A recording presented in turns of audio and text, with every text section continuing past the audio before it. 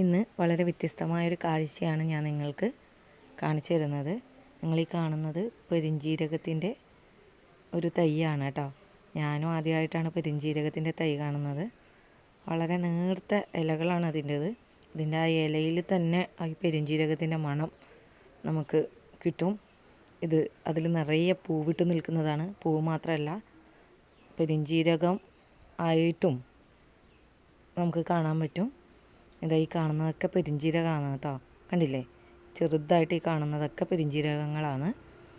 അപ്പോൾ ഇത് പെരുംജീരകം ആയതിന് ശേഷം അവ പറിച്ചിട്ട് വെയിലത്ത് വെച്ച് ഉണക്കിയിട്ട് ഉപയോഗിക്കുകയാണ് ചെയ്യുന്നത്. ഞാൻ ആദ്യമായിട്ടാണ് പെരുംജീരകം കാണുന്നത്.